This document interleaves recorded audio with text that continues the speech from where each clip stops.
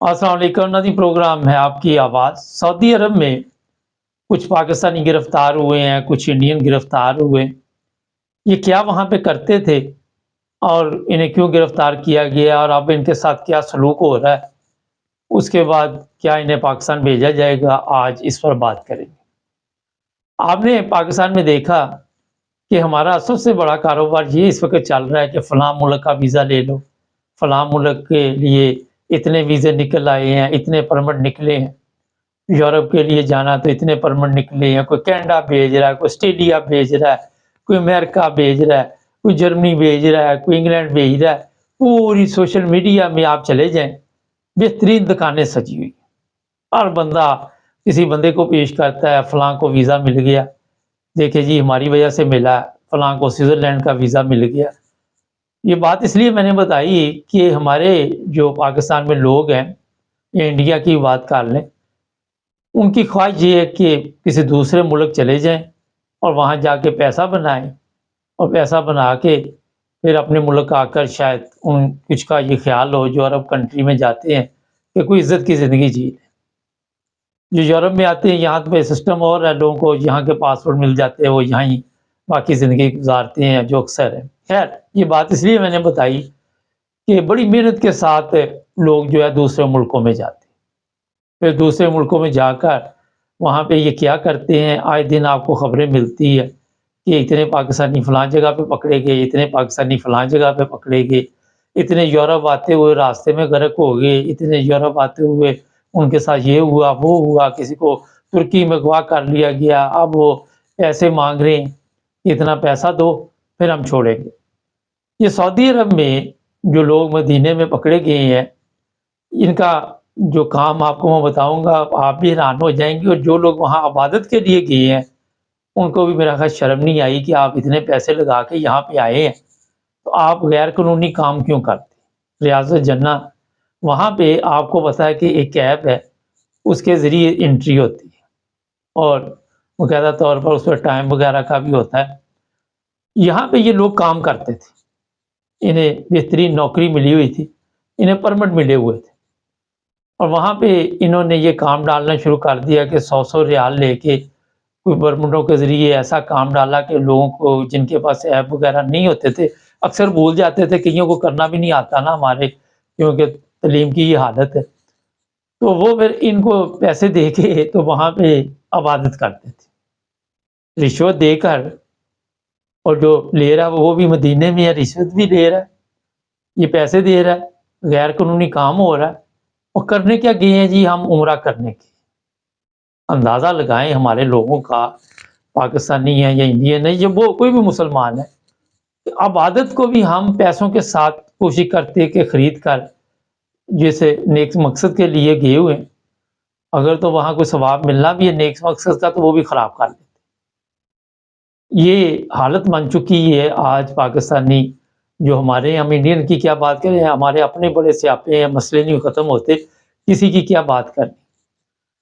लेकिन मुसलमान की ये हालत आज हो चुकी है, 1400 साल बाद भी आप देख लें कि ये लोग, जिस तरह मैं आपको अक्सर प्रोग्रामों में बताता रहता हूँ कि पाकिस्तान में दीन की तिजारत होती, सऊदी अरब में भी तिजारत हो रही और ये समझ रहे हैं कि वहाँ पे हम आके बताएँगे ये जिन्होंने 100-100 रियाल दे के ये काम डाला कि हमने जनाब बड़ी दुआएँ की, बड़ी इबादत की, तुम्हारे लिए भी की, तुम्हारे लिए भी की। वहाँ से भी मैसेज आ रहे होते हैं, मुझे भी दुआओं में याद रखना, मुझे भी। और ये जाली तरीके के साथ वहाँ पे पहुँच रहे हैं। फिर इनकी कोशिश होती है 5-5 दफ़ा जहाँ पे वहाँ पहुँच जाएँ और किसी को मौका नहीं देते। ये समझते हैं कि इस वक़्त मैं जो इबादत कर रहा हूँ किसी का हक मार के भी, वो भी बड़ा सवाब है। अगर आप देखें तो किसी का हक आप मारते हैं तो वैसे ही मेरा ख़्याल है कि उस इबादत का फ़ायदा नहीं।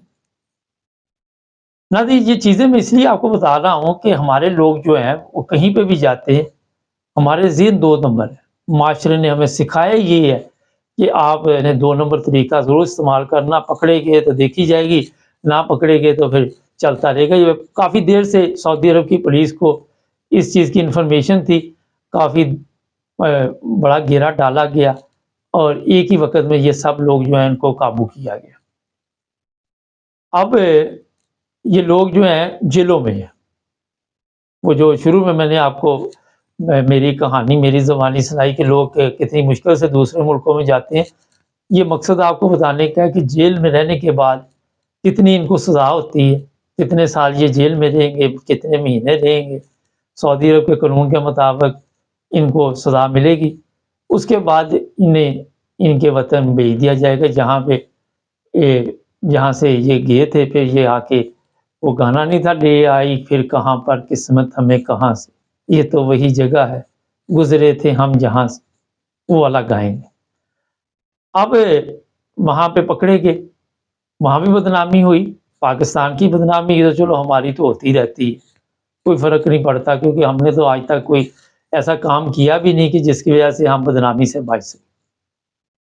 اور اپنی بھی بدنامی ہوئی. واپس آئیں گے، اولاد جو ہے وہ بھی پوچھے گی ابا جی کی تاثیت ہے، وہ بتائیں گے کہ میں نے یہ پرمٹ یہ ایپ وغیرہ اس طرح 2 نمبر طریقے کے ساتھ مسجد نبوی میں جہاں نبی پاک صلی اللہ علیہ وسلم کا روزہ وہاں تک لوگوں کو پہنچاتا رہا.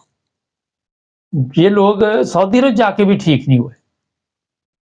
وہ ہوتا ہے نا کہ مکے جا کے مدینے جا کے اگر بندے میں کوئی کمزوری ہو، کوئی گناہ گار ہو، تو جس میں کوئی شرم یا ہوتی ہے تو وہ کہتا ہے یار میں اب یہاں پہ آیا ہوا اور یہاں پہ آنے کے بعد اگر میں اپنے ملک میں بھی جاؤں گا تو وہ کام میں چھوڑ دوں گا جو پہلے میں کرتا رہا ہوں، اور مجھے کچھ نہ کچھ خیال رہے گا کہ میں جناب اب عمرہ کر کے آیا ہوں، میں حج کر کے آیا ہوں، میں مکے گیا تھا، میں مدینے گیا تھا. مگر یہ لوگ وہاں جا کے بھی سدھرے نہیں. وہ کیا کہتے ہیں جڑے اتنے پیڑے اور لاہور بھی پیڑے. تو جناب یہ نہیں ہوتا کہ یہاں یہ پہلی دفعہ انہوں نے کام ڈالا، پہلے بھی اسی طرح کے کام کرتے ہوں گے کوئی نہ کوئی. اب کھڑکی میں کسی وقت انسان آ ہی جاتا ہے، وہ کہتے ہیں چور دن 100 دن چور کا ایک دن ساتھ کا کہ ایک دن تو پکڑ ہی جانا نا. اب جو سعودی ایسے ان کی ملازمت بڑی اچھی تھی وہاں پہ سعودی عرب میں، یہ جو ملازمت کر رہے تھے یہ بھی اچھی تھی کہ ظاہر ہے اتنی زبردست جگہ پہ انہیں ملازمت ملی ہوئی تھی. اس سے بڑی خوش قسمتی کیا تھی، کسی کو ملتی نہیں. تو اس لحاظ سے ایک زبردست ملازمت تھی، عزت کی روٹی کما رہے تھے. مگر وہ کہتے ہیں نا کہ کتے کو گھی ہضم نہیں ہوتا، وہ والا صاحب ہوا. سوشل میڈیا پہ یہ خبریں بڑی تیزی کے ساتھ گردش کر رہی، بڑی سپیڈ کے ساتھ. پچھلے دنوں میرے بھی کچھ جاننے والے تھے تو وہ کہنے لگے جی وہ کوئی عزیز ہے اس کو سعودی عرب میں پکڑ لیا. میں کیوں کیا ہوا؟ وہ جی کفیل تھا اس نے پکڑا دیا اور بڑی مشکل سے وہ گیا تھا، اب جیل میں ہے، پھر جیل سے اسے واپس بھیجا پاکستان میں، بیچارہ کوئی کام شام ڈھونڈ رہا ہے.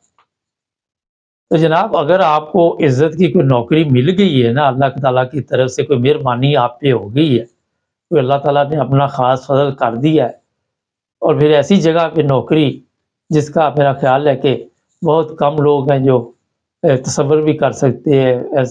ایسے لوگ ہیں جو خواب ہی دیکھتے رہتے ہیں کہ ہم مدینے جائیں، ایسے لوگ ہیں جن کے پاس پیسے ہی نہیں ہیں، ایسے لوگ بھی ہیں جو اسی حسرت میں اس دنیا سے چلے جاتے ہیں. اللہ تعالیٰ نے اگر آپ پر فضل کر ہی دیا تو پھر میرا خیال ہے کہ اس کا شکر ادا کرنا چاہیے. 100 ریال کے ساتھ آپ کتنے دن یا چلو دیہڑی بناتے ہوں گے ٹھیک ٹھاک، مگر آپ دیکھ لیں کہ وہ کہتے ہیں لالچ بری بلا ہے. اگر آپ نے مرغی ذبح ایک دفعہ ہی کر لی تو انڈا کھانا تو گیا نا. تو جناب میں اپنے پاکستانیوں کو کہوں گا کہ جب تک ذہن سے یہ چیز نہیں نکالیں گے کہ نہ ہمارے وطن کی عزت ہے نہ ہماری عزت ہے، تو اس وقت کچھ نہیں ہونا. انفرادی طور پہ بھی ہمیں کوشش کرنی چاہیے کہ اپنے ملک کا نام بدنام نہ کریں، اسلام کو بدنام نہ کریں. اب یہ جو کام کرتے رہے وہ اسلام وہاں پہ مجھے نہیں سمجھ آتا کہ کس طرح کے اسلام کے مطابق یہ زندگی گزارتے رہے. اگر مکے مدینے جا کے بھی ان کو سمجھ نہیں آئی تو کہاں جا کے آئے. یہ مختصر سا پروگرام میں کرنا چاہ رہا تھا، میں نے ذرا تفصیل سے بتا دیا کہ کوئی چیز مل جائے تو اسے قدر سے دیکھا کرو، بے قدری نہ کیا کرو. بڑا مشکل ہے پاکستان میں رہنا بھی، آپ کے علم میں بڑا مشکل ہے آج کل.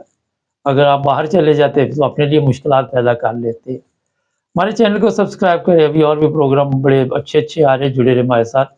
ملیں گے ایک نئے پروگرام میں. اللہ حافظ.